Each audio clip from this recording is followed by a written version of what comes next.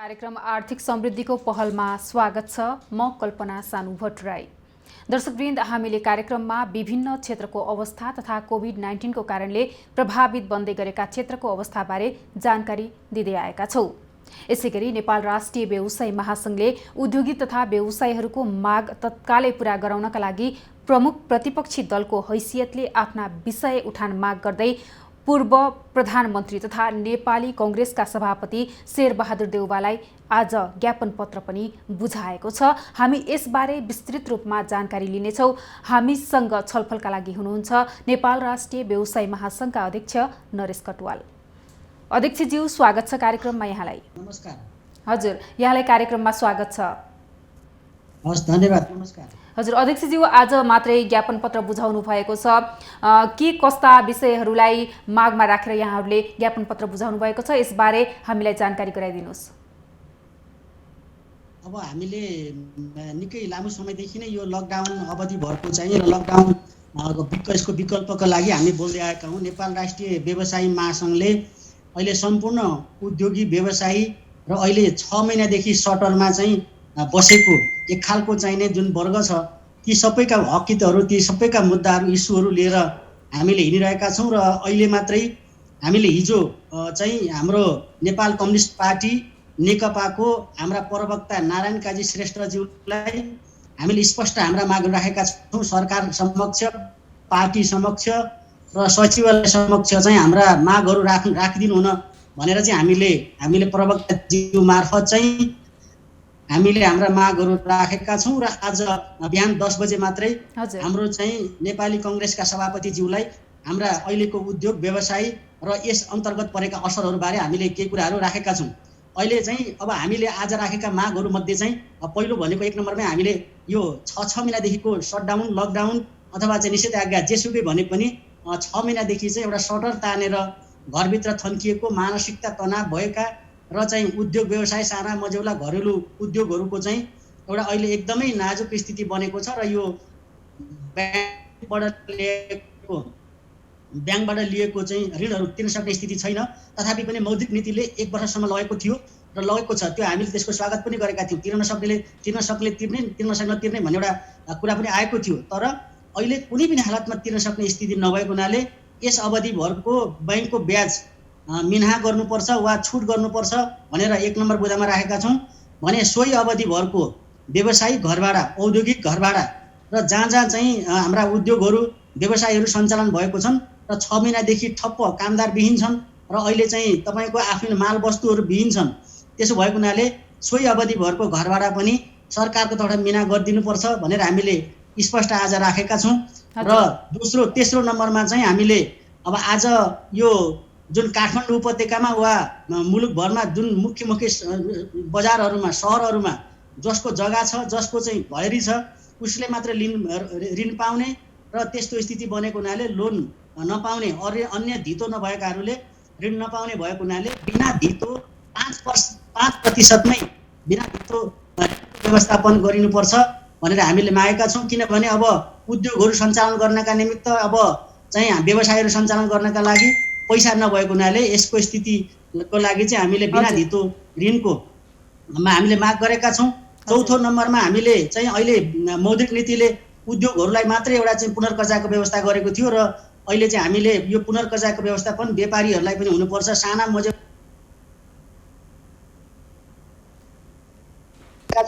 सँगसँगै हामीले चाहिँ अहिले यो केरुङ नाकामा 10 महिनादेखि रहेर एउटा थन्केर रहेका हाम्रा 1200 कन्टेनरहरू चाहिँ सहज ढङ्गले त्यसलाई चाहिँ कुटनीतिक पहलबाट ल्याउन भनेर हामीले योभन्दा अगाडि पनि परराष्ट्र मन्त्रालय र विभिन्न निकायहरूमा पनि हामीले नेपाल राष्ट्रिय व्यवसायी महासंघको त्यहाँ टोलीहरू गएर स्वयं म पनि गएर भनेका थियौँ। र हाम्रा 10 महिनादेखि चाहिँ त्यहाँबाट माल वस्तुहरू अहिलेसम्म आइसकेको छैन।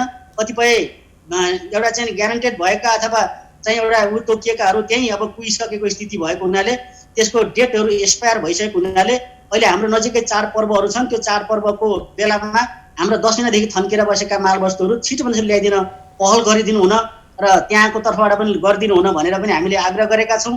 र सँगसँगै हामीले अहिले कर तिर्न सक्ने स्थिति धेरै छैन। हुनेले तिर्ने हो, नहुनेले तिर्न सकिन्न। त्यसो भएकोले हुनेहरूले तिर्ने आग्रह गर्दै हामीले चाहिँ अहिले कर तिर्न नसक्ने स्थिति हामीले जानकारी दिएका छौँ र कर तिर्ने समयावधि पनि अलिकति बढाउनु पर्छ। यसको लागि पनि सरकारमा पहल गरिदिनु हुन र संसदमा पनि पहल गरिदिनु हुन हामीले आग्रह गरेका छौँ। र त्यस सँगसँगै हामीले अहिले निजी क्षेत्रमा जुन एक खालको चाहिँ भइरहेको स्थिति भएको हुनाले निजी क्षेत्र र एउटा चाहिँ सरकार सम्मिलित एउटा समन्वय समिति गठन गरिनुपर्छ र त्यसले अबको बाटो के भन्नेतिर चाहिँ लान्छ। अब उद्योगहरू बचाउनका लागि, व्यवसायहरू बचाउनका लागि सरकार र निजी क्षेत्र बिचमा एक खालको समन्वय भएन, छलफल भएन भने अगाडि चाहिँ धेरै गाह्रो भएको हुनाले सबै खाले उद्योगी, व्यवसायी, व्यापारीहरूका छाता सङ्गठनहरू र सरकारका निकायसँग एउटा समन्वय समिति गठन गर्नुपर्छ भनेर पनि हामीले माग गर्यौँ र ती मागहरू हामीले स्पष्टमा राख्दै गर्दा हजुर अध्यक्षज्यू, योभन्दा यो लामो समयको बन्दाबन्दीको समय रह्यो, यसको बिचमा पनि तपाईँहरूले धेरै नै मागहरू राख्दै आउनुभएका थिए, ती के कति सम्बोधन भए, प्रतिक्रिया कस्तो आयो? होइन, कतिपय मागहरू त हामीले यो सुरुको फेजदेखि नै यिनै हुन हाम्रा मागहरू राख्दै आएका हौँ। त्यसमा कुनै फेरबदलहरू पनि भएको छैन र कुनै सम्बोधनहरू पनि भएको छैन। सँगसँगै अहिले चाहिँ हामीले अर्को पनि बुँदा मैले भन्दै थिएँ, अर्को कुनै बुँदा चाहिँ अब निर्वाध रूपमा उद्योग व्यवसायहरू र सटरहरू खोलिनुपर्छ। होइन भने यो शोक र भोकले भित्र थुनिएर चाहिँ तपाईँको एकदमै एउटा आत्महत्या गर्ने, मर्नेको सङ्ख्या यो बढेर जानेछ।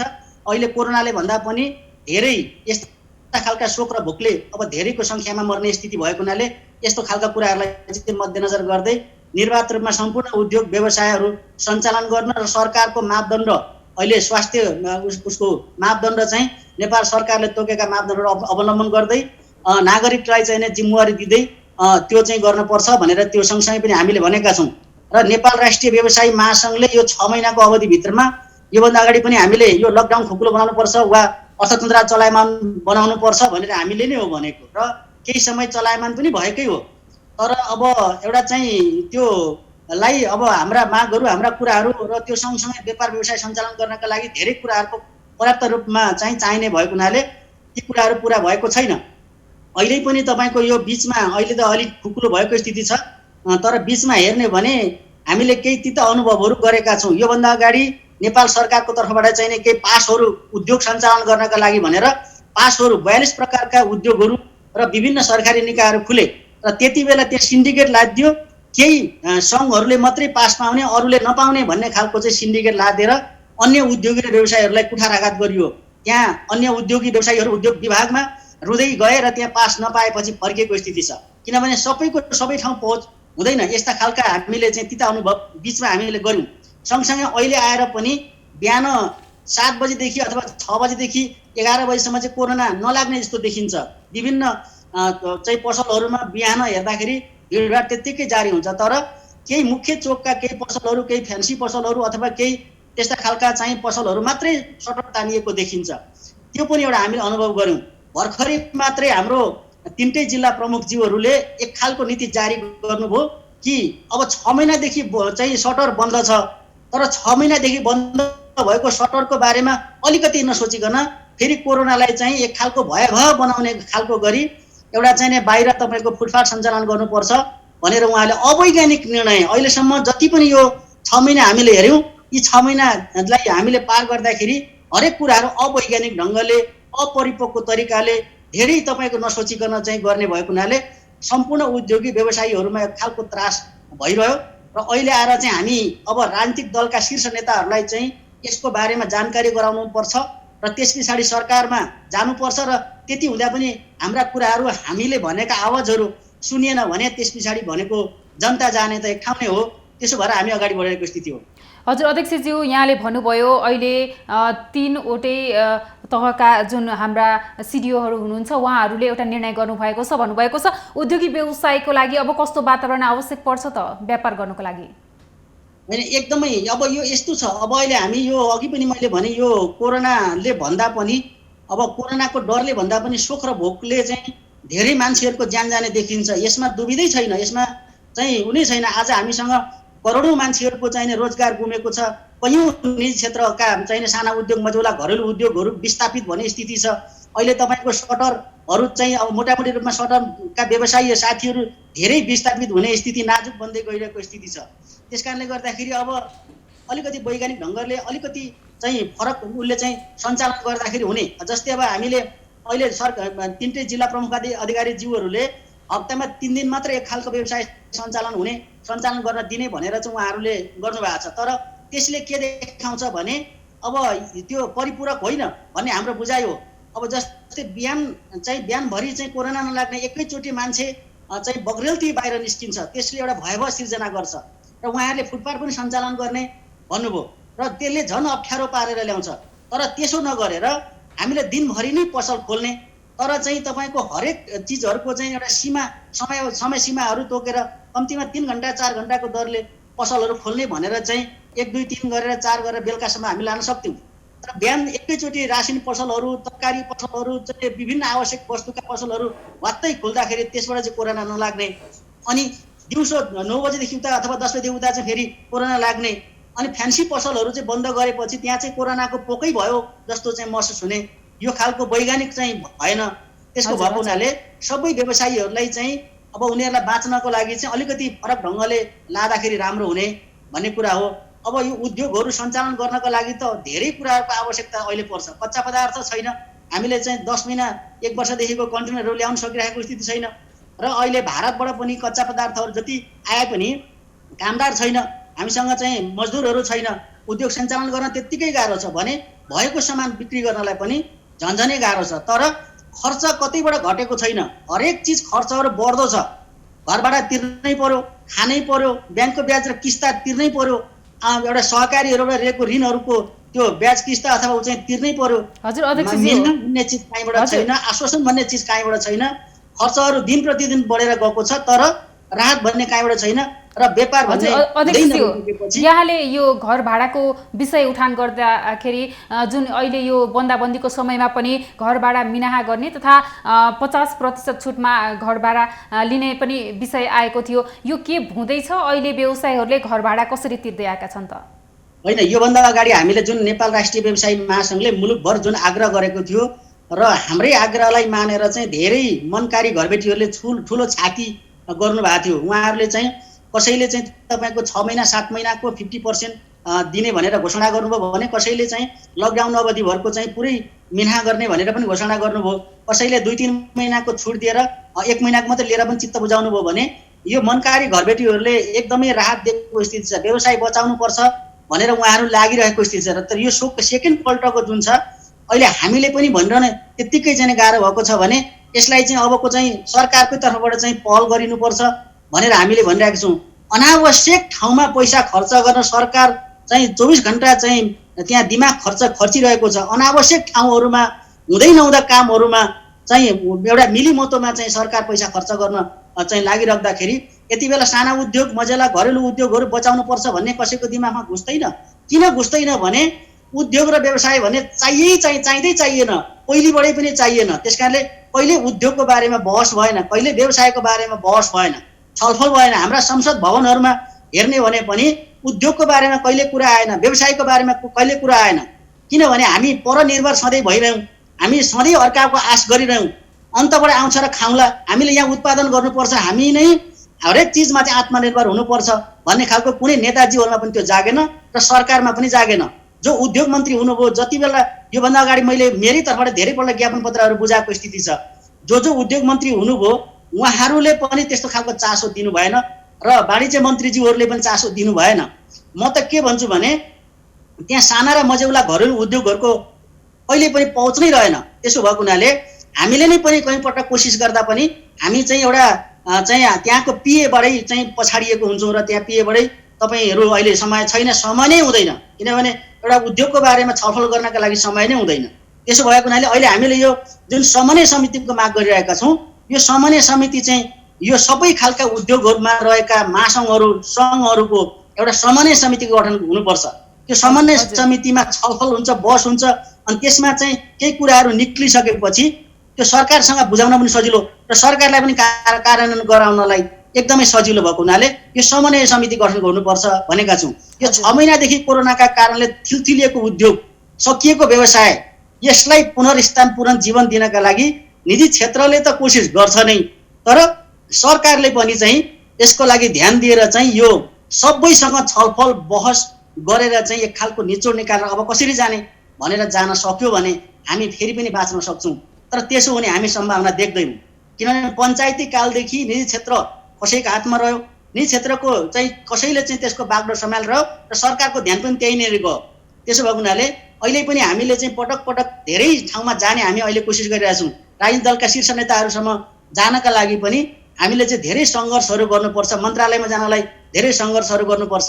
त्यसो भएको हुनाले चाहिँ यो निजी क्षेत्र र सरकार सम्मिलित एउटा समन्वय समिति गठन गरियोस् र त्यहाँ सबै खालका महासङ्घहरू अटाउने त्यहाँ चाहिँ काम गरियोस् भन्ने पनि हाम्रो माग राखेका छौँ। हजुर, अहिले यो समयमा यो बन्दाबन्दी अलि खुकुलो भएसँगै विभिन्न शर्तहरू राखेर पनि व्यापार व्यवसाय सञ्चालन हुँदैछ। यहाँले भने जस्तै बिहानदेखि अथवा साँझको दिउँसोको समयमा चाहिँ व्यापार व्यवसायहरू बन्द पनि भएको छ। के पाउनु भएको छ व्यापार व्यवसाय गर्ने व्यवसाय साथीहरूले? के यो शर्तहरू कतिको पालना गरेको पाउनु भएको छ यहाँले? होइन, अब यस्तो छ, मैले अघि पनि भने, योभन्दा अगाडि पनि पटक पटक भन्ने गरेको छु, मर्नलाई सबैलाई डर हुन्छ, मर्नदेखि जो कसैलाई पनि डर हुन्छ। त्यस कारणले व्यापारी साथीहरूलाई चाहिने मर्नै डर छैन भन्ने कुरा होइन। उहाँहरूले सकेसम्म आफूले अब 6 महिना भयो हाम्रा चाहिने मोबाइलमा धुन बजेका, हामीले चाहिने यो कोरोनाको नाम सुनेको 6 महिना भयो, सबै वाकदिक छ। अब त्यस कारणले हामीलाई पनि बाटोमा हिँड्दाखेरि चाहिने अलिक कति दूरीमा हिँड्नुपर्छ, कसरी छुनुहुन्न भने जस्ता कुराहरूले हामीलाई पनि दिमागमा हामी कण्ठ छौँ। बच्चादेखि वृद्धसम्मलाई यो कण्ठ भएको कुरालाई पटक पटक भन्नुपर्ने आवश्यक छैन। त्यसो भएको हुनाले सबैले दूरी कायम गरेरै व्यापार गर्छ, त्यो चाहिँ भिडभाड बनाएर चाहिँ अनावश्यक गर्दैन। त्यसो भएको हुनाले त्यो गर्न पनि हुँदैन। नेपाल राष्ट्रिय व्यवसायी महासङ्घले प्रेस विज्ञप्ति नै जारी गरेर सम्पूर्ण उद्योगी र व्यवसायीहरूलाई हामीले के पनि भनिरहेका छौँ भने तपाईँहरू आफूलाई सुरक्षित भएरै एउटा व्यवसाय सञ्चालन गर्नुहोस्।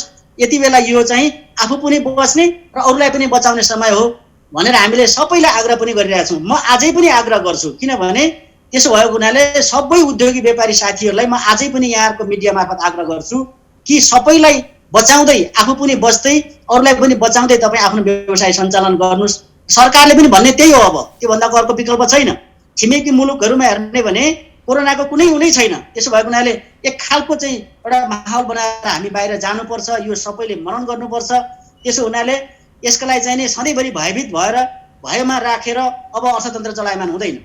हजुर अध्यक्षजी, यहाँले जानकारी दिए अनुसार अहिले विभिन्न ठाउँका सटरहरू पनि खाली भएका छन्, व्यवसायबाट पलायन पनि भएको अवस्था छ। अब नयाँ आउनेले यो क्षेत्रमा व्यवसाय गर्न कतिको सहज देख्नुहुन्छ त? होइन, अब नयाँ आउनेलाई त झन्नै गाह्रो छ, किनभने अब नयाँ पुरानाहरू नै विस्थापित हुँदै गर्दाखेरि अब नयाँ आउने व्यवसायीहरू व्यवसाय सञ्चालन हुन्छ, फेरि त्यहाँ चाहिँ हामीले के गर्न सक्छौँ भन्ने त कुरै छैन। धेरै कारणहरू छन् नयाँ व्यवसाय अब गर्नको लागि, किनभने एक त सहरहरूमा त्यत्तिकै मँगिएर गएको छ भने सटर भाडाहरू पनि धेरै मँगिएर गएको छ र सामानहरू ल्याउन, कामदारहरू ल्याउन पनि त्यत्तिकै झनै गाह्रो छ। बाहिरबाटै बनेर ल्याएको सामानहरू बेच्न पनि एउटा नाफाहरू कमाउनको लागि निकै गाह्रो छ। तपाईँको अहिले सरकारको तर्फबाट धेरै नियमहरू नीतिहरू आएको छन्, कसैलाई पनि तपाईँको हुने स्थिति छैन। त्यस कारण नयाँ व्यवसायहरू सञ्चालन गर्न त झन् गाह्रो छँदै नै छ र पुरानै भएका मान्छेहरू पनि अब टिक्ने स्थिति छैन। धेरैले व्यवसाय परिवर्तन गर्ने, धेरै पलायन हुने र धेरैले चाहिँ तपाईँको अब एकदमै गर्ने खालको स्थिति माहौल बनेको छ। त्यसो भएको हुनाले यो स्थिति नाजुक स्थिति हो। हामीले त्यसो भन्दा फेरि सरकारलाई नै सबै थोक थुपर्ने होइन, तर कम्तीमा ध्यान त जानु पर्यो नि। कम्तीमा यत्रो अवधिमा के छ कसो छ भन्ने खालको एउटा नीति त आउनु पर्यो नि। उहाँहरू आन्तरिक किचल्लोमै चाहिँ फसिरहने, मैले योभन्दा अगाडि नै भनिरहेको छु, अहिले सरकारमा बसेका सम्पूर्ण चाहिँ साथीहरूले र सरकार चलाउने सबैले, सरकारमा रहेका सबैले र प्रत्येक पार्टीका चाहिने तपाईँको कार्यकर्तादेखि लिएर अहिले चाहिँ सेवा सुविधा लिएका भूतपूर्व सबैले चाहिँ यस आरामको जिन्दगी छोडेर यसमा उद्योग र व्यवसाय चलाउनु पर्छ, नागरिकलाई बचाउनु पर्छ भनेर सोच्नुपर्ने बेला आएको छैन। अब सोच्नु परेन। सधैँभरि कमाइ नै रहने, थुपारी नै रहने इजी पेसा, तपाईँको न चाहिँ कुनै रिस्क छ, न कुनै ब्याज तिर्नुपर्छ, कुनै त्यति सजिलो छ। त्यसो भएको हुनाले म त के आग्रह गर्छु भने, हुन त यो मिडियामा धेरै पटक आएका कुरा पनि हुन्, सबैको सेवा सुविधाहरू कटौती गर्नुपर्छ। अनावश्यक सेवा सुविधा दिएर अनावश्यक तपाईँको चाहिने गराएर अब मुलुकलाई झन्झन धराशायीमा बनाउने नीति भन्दा यो संसदमै चाहिँ बहस छलफल भएर सबका सेवा सुविधाहरू काटेर उद्योग र व्यवसायहरू बचाउनुपर्छ। उद्योग रह्यो भने, व्यवसाय बच्यो भने, हामी सबै नागरिक बच्यौँ भने मुलुकलाई फेरि एउटा दिशामा लान सकिन्छ नि। एउटा खाइरहने एउटा अगाइरहने, अरू चाहिँ टुलटुल हेरिरहने, सुविधाले भरपुर छन्। अहिले तपाईँको मस्तमा बाँचिरहने एक खालको वर्ग भइसकेको छ। अनि अरू चाहिँ तपाईँको बिहानदेखि बेलुकासम्म सटर तानेर अनि बाहिर चाहिँ टुलटुल हेरेर बस्नेहरूको कुनै हक अधिकार छैन, नागरिक होइन। हजुर अध्यक्षज्यू, गर्दाखेरि म त के भन्छु भने माथिल्लो लेभलबाटै सबै सेवा सुविधाहरू कटौती गर्दै बाँच्नुपर्छ सबैले। भयो यस्तो स्थिति आउँछ, यस्तै बेलामा हो सरकार चाहिने, यस्तै बेलामा चाहिने राजनीतिक दल चाहिने। आज हामीले त्यही भनेका छौँ। हामीले चाहिँ नेपाली कङ्ग्रेसका चाहिँ सभापतिज्यूलाई भेटेर त्यही भन्यौँ, तपाईँहरूले सबै कार्यकर्तालाई निर्देशन गर्नुहोस्, तपाईँहरूका सबै सेवा सुविधाहरू चाहिँ जनतालाई लुट्याउनुहोस्, बाँड्नुहोस्। भोलि भोट चाहिँदैन, सरकार बनाउनु पर्दैन, भोलि सरकारमा जानु पर्दैन। हामीले यही भन्यौँ। उनीहरूले सरकारमा बस्नेहरूले पनि यति बेला सोच्नुपर्छ र उद्योग र व्यवसायमा रहेका साथीहरूले पनि सोच्नुपर्छ यति बेला। जसले कमाउनु भएको छ, जसले कमाउनु भएको छैन उहाँहरूलाई दिनुपर्छ। जसले कमाउनु भएको छ, कमाउनु भएका साथीहरूले नकमाएका साथीहरूलाई दिनुपर्छ। यति बेला चाहिने ठुलो छाती गर्नुपर्ने बेला आएको छ। त्यस कारणले ब्याङ्कहरूले पनि बिना धितो सेक्युरिट रहेर चाहिँ ऋणहरू प्रवाह गर्नुपर्छ। मैले पनि यो भावनात्मक गरिरहेको छु। हजुर अध्यक्षज्यू, अहिले यहाँले भनेअनुसार निजी क्षेत्र र सरकार बीच समन्वय कमजोर रहेको पाउनुभयो होइन त? एकदमै। त्यति मात्रै होइन, तपाईँको धेरै उद्योगी व्यवसायिका सङ्घ संस्थाहरूको त मन्त्रालयसम्म पहुँच पनि छैन। हामी जतिको पनि एक खालको कुरा छ भने त्यस्तो स्थिति बनेको स्थिति छ। त्यस कारणले हरेक क्षेत्रमा रहेको सिन्डिकेटको अन्त्य गर्दै अब एक खालको नयाँ ढङ्गले नेपाली जनताले हामीले सोच्न पर्ने बेला भएको छ। त्यसो भएको हुनाले आज घुम्दै गरेको रोजगार, घुम्दै गरेका उद्योगहरू, हराउँदै गरेका चिजहरू, कला र सिपहरू, जुन कला र सिपहरू हराउँदैछन् आज, पलायन हुँदैछन् आज, त्यस्ता खालका कला र सिपहरूको एउटा चाहिँ उत्थान गर्नका लागि सबैले हातमा हात साथमा साथ गरेर जाने बेला भएको छ। त्यसो भएको हुनाले म त सबैलाई आग्रह गर्दै आएको छु र आजको यहाँको मिडिया मार्फत पनि म सरकारसँग फेरि पनि आग्रह गर्छु, सरकार मात्रै नभइकन सबै हामी निजी क्षेत्रदेखि लिएर सबैले चाहिँ एकपल्ट सोच्न पर्ने बेला आइसकेको छ। म यही भन्छु। हजुर, अब पहिलेकै लयमा व्यापार व्यवसाय सुचारू रूपले सञ्चालन हुन चाहिँ अब कति समय लाग्छ होला? अब कसरी जान सकिन्छ होला, के भन्नुहुन्छ यस विषयमा? धेरै समय लाग्छ, किनभने पहिलो भनेको त अब मैले योभन्दा अगाडि उठान गरेका कुरा पनि हुन्। पहिलो भनेको त हाम्रो देशमा मजदुर दक्ष जनशक्ति छैन। हाम्रा युवाहरू बाहिर हुनुहुन्छ, अहिले पनि यहीँ भएका युवाहरू पनि बेरोजगार हुनुहुन्छ। जहाँ सिप छैन, जसले सिप सिकेको छैन, बिना सिप बेरोजगार नै हुने हो, बिना कला त्यो चाहिँ एउटा मुडा हुने हो। त्यस कारणले हामी त्यस्तो छौँ। त्यो भएको हुनाले अहिले हाम्रो सम्पूर्ण चाहिँ हाम्रा चाहिँ युवाहरू चाहिँ बाहिर भएको र यहाँ भएको पनि बेरोजगार भएको कारण भनेको पनि सिप नभएका कारण हो। त्यस कारणले पहिलो भनेको हामीले पहिलेदेखि नै एउटा चाहिने पाठ्य पुस्तकहरूदेखि नै एउटा सिपहरू सिकाउने अथवा त्यहाँ चाहिँ उद्योग र व्यवसाय सम्बन्धी चाहिने एउटा पाठ्य पुस्तकहरूमा चाहिँ क्लासहरूमा राख्ने जस्ता गरेर आएनौँ।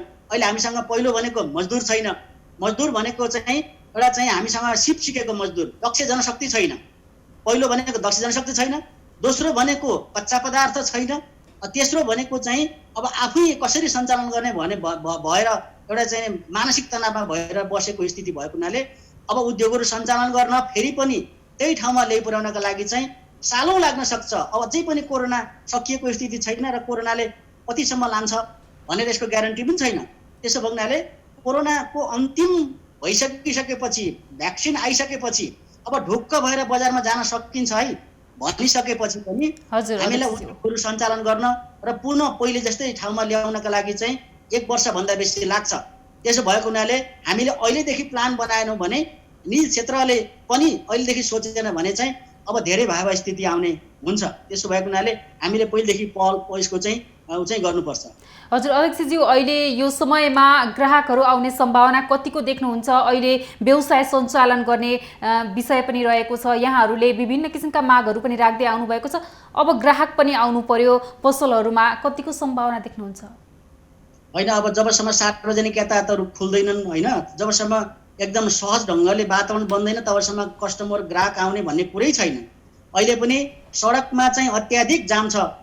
म भर्खरै पनि बाहिरबाट आउँदैछु र सडकमा हेर्दाखेरि घन्टौँ जाम हुने स्थिति बनेको छ। तर सडकसँगै रहेका सटरहरू चाहिँ तानिएका छन्, अब बन्द छन्, होइन। अब ती सटरहरू चाहिँ सधैँभरि ती चाहिँ मार्न परेका सटरहरू छन्। ती एक दिन खुल्दा पनि त्यहाँ चाहिँ ग्राहकहरू आउने स्थिति बन्दैन, ग्राहकहरू आएको स्थिति छैन, बाहिरबाट चलखेल छैन। र रोजगार गुमेको छ। धेरै रोजगार गुमेको भएर अब पहिले जस्तो चाहिँ नि एउटा आफू बाँच्नलाई मात्रै एउटा चाहिँ नि उयोहरू किन्ने हो। अब अहिले सबै थोक किन्ने भन्ने कुराहरू पनि छैन। त्यसो भएको हुनाले ग्राहकहरू आउने कुरै भएन र व्यापार व्यवसाय हुने झनै कुरो भएन। अब त्यसो भएको नाताले चाहिँ झन्झन दिन प्रतिदिन चाहिँ यो ऋणहरू थपिँदै जाने र अप्ठ्यारो स्थिति सधैँ आउँदै जाने र भोलि यो मानसिक तनावले गर्दा चाहिँ आत्महत्या गर्न सक्नेसम्म माहौल सिर्जना हुन सक्छ। यसको लागि हामी सबै सजग हुनुपर्छ भनेर मैले पहिलेदेखि भनिरहेको छु। हस् अध्यक्षज्यू, यहाँलाई समय र संवादको लागि धन्यवाद। धन्यवाद छ। यहाँहरूलाई पनि धेरै धेरै धन्यवाद छ। विशेष गरेर बिजनेस प्लस टेलिभिजनले चाहिँ विषयवस्तुहरूलाई उठान गरेको र उठान गर्न दिने मौका समय दिनुभएको हुनाले नेपाल राष्ट्रिय व्यवसायी महासङ्घ आभार व्यक्त गर्दछ। धन्यवाद। दर्शकवृन्द, हामीसँग हुनुहुन्थ्यो नेपाल राष्ट्रिय व्यवसायी महासङ्घका अध्यक्ष नरेश कटुवाल। उहाँले हामीलाई लामो समयको बन्दाबन्दी र व्यापार व्यवसायमा परेको प्रभावबारे जानकारी दिनुभयो। आज हामीले कार्यक्रममा बन्दाबन्दीले व्यवसायमा पारेको प्रभावलाई विशेष प्राथमिकता पनि दिएका छौँ। हामी कार्यक्रममा नयाँ प्रसङ्ग सहित उपस्थित हुनेछौँ। हेर्दै रहनुहोला business plus television. Business plus, business first. नमस्ते।